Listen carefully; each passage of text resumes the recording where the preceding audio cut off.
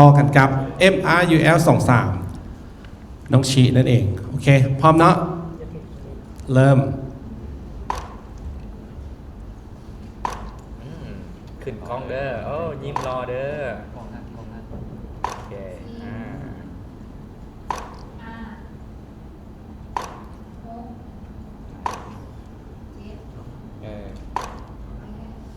อีก2 ใบ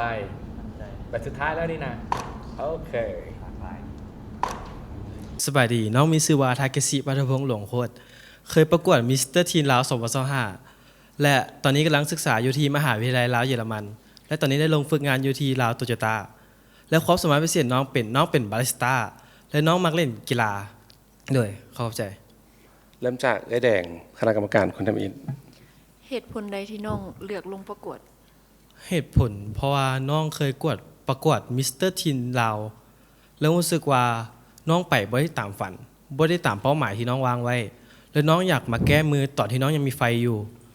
น้องรู้สึกว่าลงเวทีนี้ตอนที่น้องยังมีไฟคือเป้าหมายของน้องในปัจจุบันโดยโอเคไอ้ยม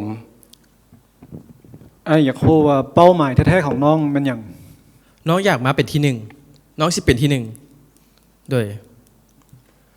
อเล็กได้ยินว่าน้องอยากแก้มือแสดงว่าน้องรู้จุดอ่อนของตัวเองแล้วมันเป็นอย่างลองเล่าให้ฟังหนึ่งจุดอ่อนของน้องคือการเว้านำไมและความมั่นใจของตัวเองยังบ่ดีพอและน้องอยากรู้เหตุผลที่น้องอ่อนด้อยแล้วน้องจะมาแก้มือในวิธีนี้ด้วยเอาเทเลอร์แล้วน้องคิดว่าจุดแข็งของน้อง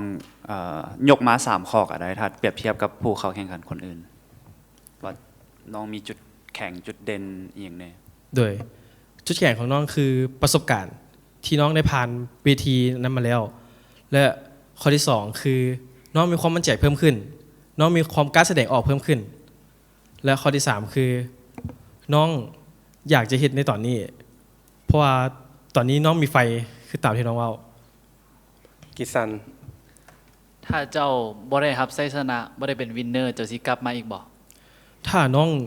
ยังบ่ได้เป็นวินเนอร์แปลว่าน้องยังบ่ดีพอน้องต้องกลับไปปรับปรุงตัวเองน้องจะเบิ่งว่าตัวเองยังมีไฟบ่แต่น้องจะบ่ยอมแพ้ในวิธีนี้ในปีนี้โดยน้องมินนี่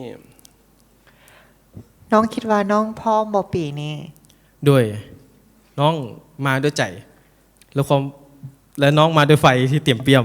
แต่ถ้าน้องเจอคนที่เก่งกว่าน้องเสร็จแนวใดสิเอาหยังไปสู้เขาน้องต้องสู้กับตัวเองก่อนน้องจะสู้กับคนอื่นคันน้องสู้กับตัวเองบ่ได้น้องก็สู้คนอื่นบ่ได้โดยยังเหลือสเกาวีกับเอ้ยปะเป้าด้วยอันเห็นน้องเว้าไฟนี่มันน้องมีการเติมไฟแนวใดให้ตัวเองอยู่ติ๊กตอกว่าไฟติ๊กตอกว่าสิ่งใดที่ให้เป็นไฟขับเคลื่อนให้น้องมาฮอดการประกวดครั้งที่2เพราะว่าครั้งแรกน้องไปแบบน้องบ่ได้เตรียมใจขนาดนั้นน้องไปน้องแบบเปิดโลกน้องเลยว่าโอ้ประเทศลาวมีการประกวดแบบซีพร้อมว่ารู้สึกว่าเห็นการประกวดของมิสเตอร์ยูนิเวิร์สปีก่ายนี้น้องได้อยู่ใกล้ชิดแล้วน้องรู้สึกว่าโอ้ประเทศลาวหมดเวลาพอดีเดี๋ยวไปเติมไฟกันหลังไม้เนาะมาเดี๋ยวเติมไฟให้เนาะกับคีย์เวิร์ดของน้องพลังวัยหนุ่มหรือว่า youth power โดยถ้าพร้อมแล้วจับเวลาสำหรับน้องคือพลังที่บ่หยุดและพลังในวัยหนุ่มคือเฮายังเป็นวัยหนุ่มเฮาคงต้องมีแรงบันดาลใจในการเฮ็ดอย่างต่างๆที่เฮาอยากจะเฮ็ดคือในตอนนี้น้องมีไฟน้องอยากมาประกวดน้องฮิตประกวดเลยน้องจะบ่ท่าการประกวดจะบ่ท่าปีหน้าน้องมีไฟตอนนี้น้องเฮ็ดตอนนี้น้องมั่นใจตอนนี้น้องเฮ็ดตอนนี้โดยเข้าใจหลายๆ MRUL 23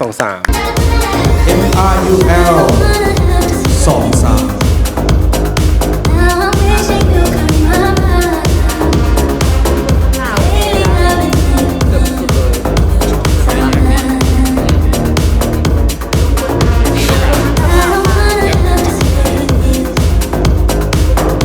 23ทาเคชิ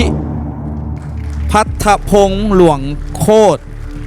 ตัวแทนนำเสนอไซส์สมบูรณ์